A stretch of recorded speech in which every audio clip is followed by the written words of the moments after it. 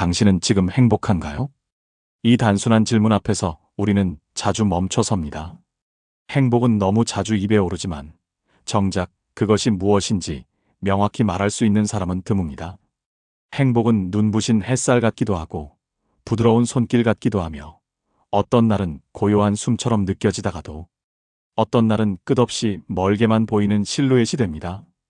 그렇다면 이 모호한 감각은 어디서 오는 걸까요? 철학자들은 오래전부터 행복을 탐구해 왔습니다. 에피쿠로스는 고통이 없는 상태를 행복이라 했고, 아리스토텔레스는 덕을 실현하는 삶에서 오는 충족을 말했으며, 스토아의 철학자들은 외부에 기대지 않는 평정을 추구했습니다. 칸트는 의무를 다하는 삶에서 비롯된 도덕적 자족이 진정한 행복이라고 믿었습니다. 하지만 쇼펜하우어는 이 오래된 전통에서 방향을 틉니다. 그는 묻습니다. 정말로 인간은 행복을 추구하는 존재일까? 그의 대답은 단호합니다. 아니다. 인간은 고통을 피하려는 존재다. 우리가 무언가를 바랄 때 그 바람은 결핍에서 옵니다. 욕망은 항상 어떤 부족한 상태에서 출발하고 그 욕망이 충족되었을 때의 순간적인 만족은 곧 다음 욕망으로 바뀌며 다시 우리를 흔듭니다. 행복은 욕망이 충족되는 상태가 아닙니다. 쇼펜하우어에 따르면 행복은 오히려 고통이 잠시 멈춘 순간, 불만이 조용해지고 욕망이 우리를 붙잡지 않을 때 찾아옵니다. 행복은 무엇이 있는가 보다 무엇이 결여되지 않은 상태입니다. 그렇기에 그는 인생의 지혜를 말합니다. 삶의 지혜란 욕망을 쫓는 법이 아니라 고통을 피하는 방식, 덜 흔들리는 삶을 꾸리는 기술입니다. 그렇다면 우리는 무엇을 다뤄야 할까요? 우리가 살아가는 삶이라는 이 긴 여정 속에서 무엇이 우리를 괴롭게 하고 또 무엇이 우리를 붙들어줄 수 있을까요? 쇼펜하우어는 삶을 세 갈래로 나눕니다. 존재, 소유, 관계. 이 세 가지는 우리가 행복하다고 느낄 때 어김없이 작동하는 조건들입니다. 우리가 어떤 사람인지, 우리가 무엇을 가지고 있는지, 우리가 타인의 눈에 어떻게 보이는지, 이 세 가지는 우리 삶의 모든 감각과 평가를 구성하는 보이지 않는 구조입니다. 어느 날 우리는 조용한 숲길을 걷다가 마음이 맑아지는 걸 느낍니다. 그건 아마도 존재의 고요 때문일 것입니다. 또 다른 날엔 급하게 입금된 통장 내역을 확인하며 안도합니다. 그건 소유의 안정감 때문이겠죠. 그리고 또 어떤 날엔 누군가의 칭찬 한마디가 하루를 반짝이게 만듭니다. 그건 관계의 빛일지도 모릅니다. 우리는 이 세 가지를 알게 모르게 기준 삼아 자신의 인생을 평가하고 타인의 삶을 부러워하거나 견디며 살아갑니다. 하지만 문제는 이 세 가지가 서로 얽히고 충돌하며 때로는 서로를 상처내고 무너뜨리기도 한다는 데 있습니다. 그래서 쇼펜하우어는 이 구조를 먼저 나눕니다. 정리하지 않으면 흔들리고 이해하지 않으면 휩쓸릴 수밖에 없기 때문입니다. 그가 말하고자 하는 것은 행복은 이 세 가지를 통해 접근할 수 있다는 것이 아니라 이 세 가지가 우리를 어떻게 움직이고 흔드는지를 먼저 알아야 한다는 것입니다. 철학은 삶의 기술이 되어야 합니다. 그것은 복잡한 용어로 세상을 설명하는 학문이 아니라 우리가 오늘 하루를 조금 더 가볍게 살아내기 위한 내면의 작전 설계도여야 합니다. 지금 이 순간에도 당신은 이 세 가지 중 어딘가에서 흔들리고 있을지도 모릅니다. 당신은 지금 당신 자신을 존중하고 있나요? 당신이 가진 것을 자유롭게 다루고 있나요? 타인의 시선에서 벗어나 있는가요? 아니면 거기서 당신을 찾고 있나요? 삶은 이 질문들을 스스로에게 던질 수 있을 때 비로소 조금 덜 흔들리는 지점을 향해 나아갈 수 있습니다. 그리고 그 길의 이름을 쇼펜하우어는 이렇게 불렀습니다. 인생의 지혜.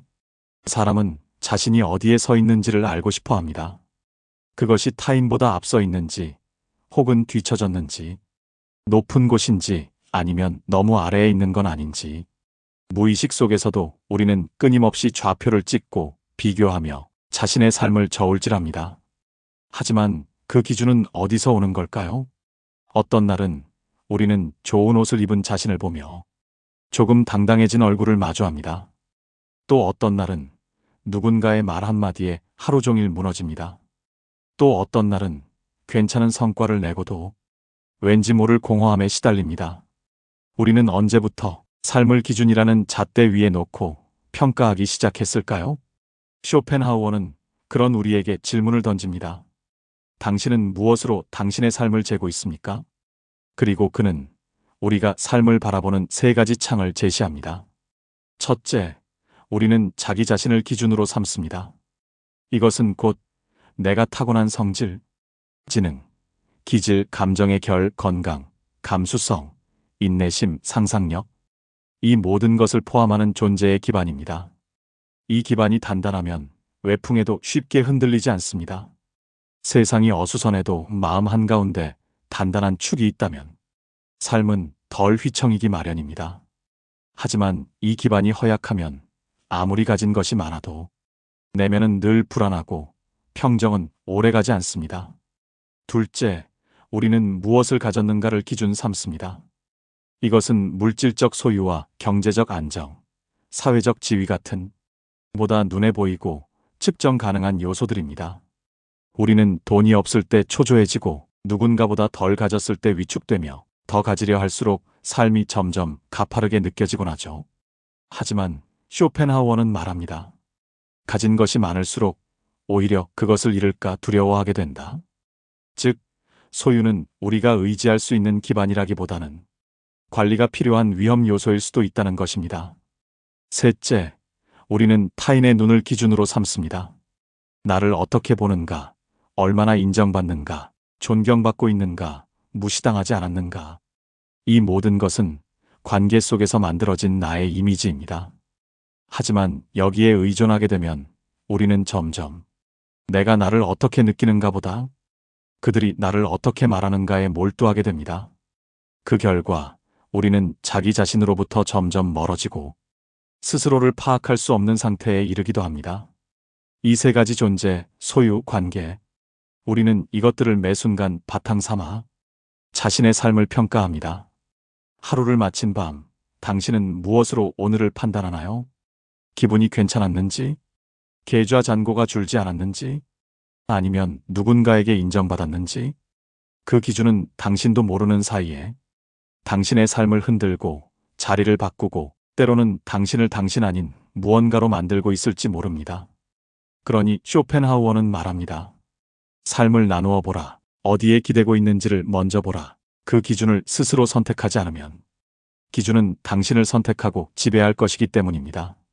철학은 그 기준을 다시 묻는 작업입니다. 그것이 철학이 지닌 조용한 힘입니다. 삶이 무겁게 느껴질 때 그 무게가 무엇에서 비롯된 것인지 묻는 것. 그것이 철학의 시작이자 당신 삶의 진짜 출발선일지도 모릅니다.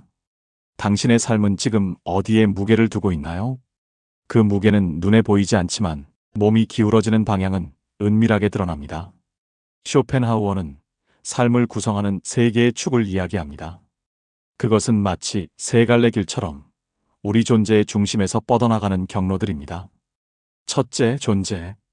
이것은 우리가 태어날 때부터 지닌 기질과 지성, 건강, 감정의 구조 같은 내면의 조건들을 말합니다. 이 요소는 겉으로 드러나지 않지만 우리가 세상을 경험하는 방식 전체를 결정합니다. 같은 상황에서도 어떤 사람은 불안을, 어떤 사람은 평온을 느낍니다. 그 차이는 외부의 사건이 아니라 그 사건을 받아들이는 마음의 결에서 오는 것입니다. 존재는 기반입니다. 내가 나를 지탱할 수 있는가? 나와 함께 있을 수 있는가?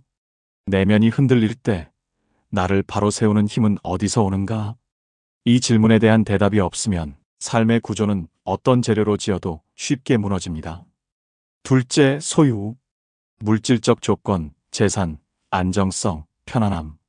이것은 존재의 기반을 덜 위태롭게 만들기도 하고 또한 반대로 존재를 잠식하기도 합니다. 돈이 없으면 불안하지만 돈이 많다고 해서 불안이 사라지는 것은 아닙니다.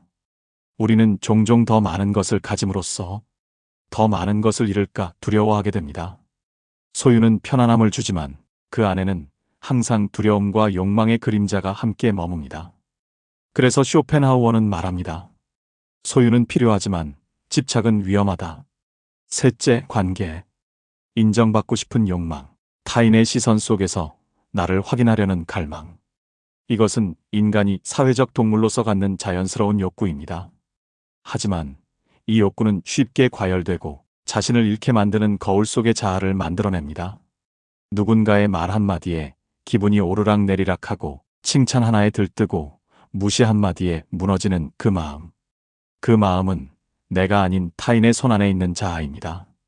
이 세 가지 요소는 따로 존재하지 않습니다. 그들은 늘 서로 얽혀 있습니다. 존재가 약하면 사람은 소유에 집착하게 됩니다. 소유가 부족하면 사람은 관계를 통해 보상받으려 합니다. 관계에 의존하면 존재는 점점 투명해지고 소유는 과시의 수단으로 변질됩니다. 이 구조는 단순한 분류가 아닙니다. 쇼펜하우어가 우리에게 알려주는 것은 삶의 무게중심을 어디에 둘 것인가에 대한 조용하고도 명확한 철학적 지침입니다. 그는 말합니다. 존재의 기반이 튼튼하다면 소유는 보조적이고 평판은 덤에 불과하다. 하지만 현대의 삶은 반대로 움직입니다. 우리는 무엇을 가졌는가로 자신을 판단하고 누가 알아보는가로 자신의 가치를 측정합니다. 그러다 보니 정작 내가 어떤 사람인지는 점점 흐릿해지고 맙니다. 당신은 어느 축의 의지에 살아가고 있나요? 그리고 그 축은 지금도 당신을 지탱해주고 있나요? 아니면 조금씩 당신을 갉아먹고 있지는 않나요? 삶은 균형입니다. 존재, 소유, 관계. 이 세 축은 저마다 필요하지만 그중 무엇을 중심에 둘지는 당신이 결정해야 할 철학의 문제입니다. 당신의 삶이 자주 흔들린다면 지금 그 축이 어디로 쏠려 있는지 조용히 그리고 정직하게 스스로에게 묻는 것부터 시작해야 합니다. 사람은 누구나 자신만의 삶의 중심을 가지고 있습니다. 어떤 이는 자신의 능력을 믿고 살아가고 어떤 이는 경제적 안정을 가장 큰 가치로 여깁니다. 또 어떤 이는 타인의 인정이야말로 삶의 의미라고 느낍니다. 우리는 각기 다른 삶의 경험과 상처, 희망과 기대를 따라 삶의 무게를 서로 다른 곳에 두고 살아갑니다. 쇼펜하우어는 말합니다. 삶은 존재, 소유, 평판이라는 세 개의 기둥 위에 세워져 있다고. 하지만 이 세 기둥은 동등하지 않다고 그는 강조합니다. 그에게 가장 중요한 기둥은 바로 존재, 즉 우리가 어떤 사람인가입니다. 왜일까요? 그는 이렇게 설명합니다. 외부의 모든 세계는 결국 우리 내면을 통해 경험되기 때문입니다. 같은 햇살 아래에서도 어떤 사람은 따스함을 느끼고 어떤 사람은 눈부심과 피로를 느낍니다. 같은 말을 들어도 어떤 이는 격려로 어떤 이는 비난으로 받아들입니다. 세상은 한 가지 방식으로 존재하지 않습니다. 세상은 늘 나를 통해 존재합니다. 그렇기에 나라는 기반이 건강하고 깊을수록 세상은 조금 더 평온하고 의미 있게 느껴지는 법입니다. 우리는 너무 자주 가진 것이나 보이는 것에 마음을 쏟습니다. 돈을 더 벌기 위해, 더 많은 사람에게 잘 보이기 위해 자신을 몰아붙이고 지치고 그러다 어느 날 문득 자신이 어떤 사람인지 모르게 됩니다. 마치 무대 위의 배우처럼 대사와 의상은 화려하지만 정작 배우 자신은 대본 뒤에 숨겨진 얼굴처럼 희미해지는 것이죠. 쇼펜하우어는 존재를 삶의 가장 깊은 뿌리로 삼아야 한다고 말합니다. 왜냐하면 그 뿌리가 썩으면 가진 것도 보이는 것도 금세 시들기 때문입니다. 당신은 어떤 사람인가요? 쉽게 대답할 수 없는 이 질문이 사실은 당신 삶 전체를 결정하는 질문일지 모릅니다. 당신은 무엇을 중요하게 여기며 살아왔나요? 돈인가요? 안정인가요? 인정인가요? 혹은 그것들을 떠나 나 자신과 잘 지내는 것, 그 자체를 중심에 두고 살아온 적은 있었나요? 삶은 선택의 연속이지만 그 선택은 무엇을 가장 중요하게 여기는가라는 더 깊은 믿음에서 나옵니다. 누군가는 말합니다. 나는 가족이 전부야. 또 어떤 이는 돈 없으면 아무것도 안 돼. 또 누군가는 사람들한테 존경받는 게 중요하지.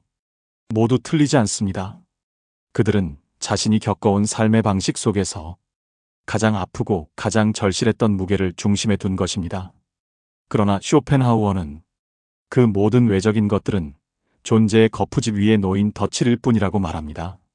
존재가 병들면 가족도 돈도 명예도 우리를 지켜주지 못합니다. 결국 존재는 삶의 최종 해석자입니다. 그가 느끼는 방식, 해석하는 방식, 받아들이는 방식이 삶 전체를 구성하기 때문입니다. 그래서 이 철학자는 조용히 속삭입니다. 무엇보다 먼저 당신 자신을 보라. 다음의 질문을 마음속에 오래 머무르게 해보세요. 나는 어떤 사람인가? 나는 나를 이해하고 있는가? 나는 나와 함께 있을 수 있는가? 이 질문이 고요한 물결처럼 당신 내면에 번져가길 바랍니다. 그리하여 당신의 삶도 그 물결 위에서 더 깊고 잔잔하게 흘러가기를. 인생은 저울이다. 무언가를 더하면 다른 것이 줄고 어느 쪽이 무거워지면 다른 쪽은 떠오른다. 우리는 매일 그 저울 위에서 살아간다. 사소한 감정 하나, 생각 하나, 물건 하나조차 저울의 균형을 미묘하게 바꾸며 삶의 기울기를 만들어낸다. 하루하루는 그런 무게 조정의 연속이다. 누군가와의 대화, 지갑을 열 때, 거울을 볼 때, 조용한 방 안에서 혼자 눈을 감을 때, 우리 안의 저울은 보이지 않는 숫자를 조용히 재고 또 잰다. 삶을 구성하는 세 가지 축. 쇼펜하우어는 그것을 존재, 소유, 관계라 불렀다. 셋은 마치 세 방향으로 뻗은 길처럼 삶을 어디로 끌고 갈지를 정하는 기준이 된다. 그리고 그 길은 서로 떨어져 있지 않다. 세 방향은 서로를 비추고 흔들며 내면의 균형과 외면의 모양을 만들어낸다. 어떤 사람은 존재의 중심을 둔다. 많은 것을 가지지 않았고 눈에 띄게 인정받는 위치에 있지도 않다. 하지만 그는 고요하다. 자신을 잘 알고 홀로 있는 시간을 사랑하며 세상의 변화에도 쉽게 흔들리지 않는다. 어떤 이는 소유의 무게를 건다. 더 많은 돈, 더 나은 집, 더 좋은 차. 존재의 허약함을 소유로 감추려 한다. 불안을 가격표가 달린 안락함으로 누르며 자신을 증명하려 한다. 그러나 쇼핑은 마음의 구멍을 잠시 가릴 뿐 그 구멍을 메우지는 못한다. 또 다른 사람은 관계에 자신의 존재를 건다. 사람들 속에서 존재를 증명하려 하고 좋아요, 수와 관심의 크기로 자신을 평가한다. 칭찬은 그의 영양제, 무시는 그의 독이다. 그러나 타인의 시선에 기대는 삶은 언제나 흔들림을 감수해야 하는 외줄 위의 걸음이다. 이 셋 중 하나가 무거워지면 그 기울어진 방향으로 삶은 끌려간다. 존재가 약하면 소유에 집착하고 소유가 불안하면 관계에 과몰입한다. 관계가 위태로우면 존재는 무너진다. 삶은 그렇게 연쇄적으로 흔들린다. 무게 중심이 한쪽에 쏠리는 순간 우리는 무엇을 잃고 있는지도 모른 채 한 방향으로만 달려간다. 쇼펜하우어는 말한다. 행복은 쾌락이 아니라 고통의 최소화로부터 온다. 우리는 행복을 채움의 총량으로 착각한다. 더 좋은 환경, 더 많은 소유, 더 큰 인정. 하지만 그는 말한다. 행복은 무엇을 얼마나 가지느냐가 아니라 고통의 무게를 얼마나 덜 수 있느냐에 달려 있다고. 삶의 구조는 무엇이 나를 채우는가 보다 무엇이 나를 덜 괴롭히는가를 기준으로 다시 설계되어야 한다. 그 중심에는 존재가 있어야 한다. 존재는 외풍에 흔들리지 않는 내면의 기둥이다. 건강한 정신, 깊은 사유, 고독을 견디는 힘, 자기 자신을 받아들이는 능력. 이것들은 우리가 세상을 어떻게 해석하느냐를 결정짓는 가장 본질적인 조건이다. 그 위에 얹히는 것이 소유다. 소유는 편안함을 주고 삶에 여유를 더할 수 있다. 그러나 그것이 중심이 되면 욕망으로 바뀌고 결핍과 불안을 낳으며 결국 존재를 위협한다. 소유는 도구이지 목적이 되어선 안 된다. 삶을 지탱하는 재료이지 삶을 결정하는 심지가 되어선 안 된다. 그리고 마지막으로 관계는 그 위에 얹히는 장식처럼 다루어져야 한다. 사람은 사회적 존재지만 자기 중심을 잃고 타인의 시선에 매달릴 때 자아는 희미해진다. 관계는 가까울수록 거리와 침묵, 존중이 더 필요하다. 그들의 시선은 내가 통제할 수 없다. 그 시선을 삶의 기준으로 삼는다면 내 인생의 운전대를 남에게 넘겨주는 셈이다. 존재, 소유, 관계. 우리는 매일 이 세 가지를 조율하며 살아간다. 그 조율은 단순한 선택이 아니라 삶의 균형을 회복하는 철학적 감각이다. 오늘 당신은 어느 쪽에 쏠려 있는가? 존재가 지쳐 있다면 잠시 멈추고 소유에 집착하고 있다면 덜어내고 관계에 상처받고 있다면 거리를 두어야 한다. 쇼펜하우어는 우리에게 명령하지 않는다. 다만 말없이 하나의 도면을 펼쳐 보일 뿐이다. 그 도면에는 이렇게 적혀 있다. 존재를 기반으로 삼고 소유를 도구로 여기며 관계를 선택적으로 다루라. 이 도면 위에 삶을 다시 세운 사람은 더 이상 타인의 세계에서 살지 않는다. 그는 자기만의 내부 공간에서 고요하게 숨 쉴 수 있게 된다. 지금 그 도면을 당신 앞에 펼쳐놓을 시간이다. 무너져가는 축은 어디인가? 어디에 너무 무게를 두고 있는가? 그리고 어디에 더 중심을 실어야 하는가? 삶의 균형은 거대한 계획이 아니라 이런 사소한 질문에서 시작된다. 그리고 그 질문은 삶을 무너뜨리는 것이 아니라 삶을 다시 세우는 시작점이 된다. 밤하늘을 올려다보면 별들은 언제나 그 자리에 있습니다.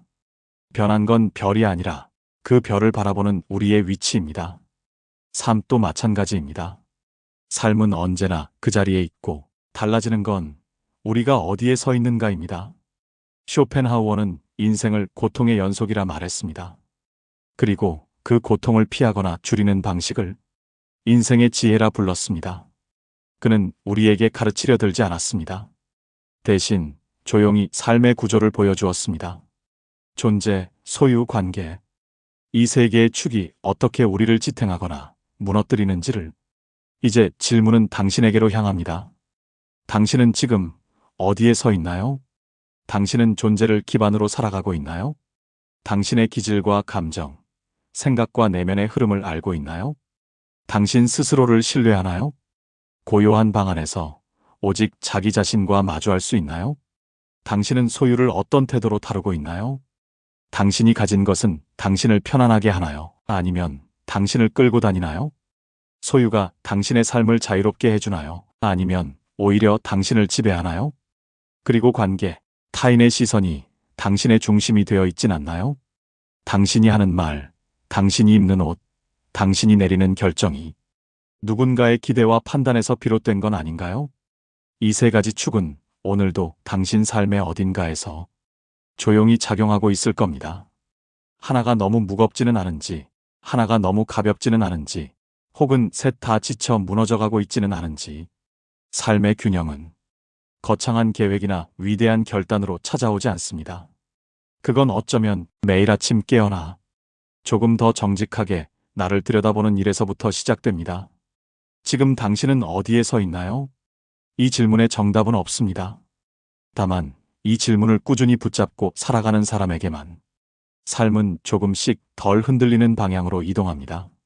쇼펜하우어는 우리에게 더 많이 가지라고 하지 않았습니다. 더 많이 보여주라고도 말하지 않았습니다. 그는 다만 더 깊이 살라고, 더 고요히 살아보라고 말합니다. 그의 말은 설득이 아니라 하나의 거울입니다.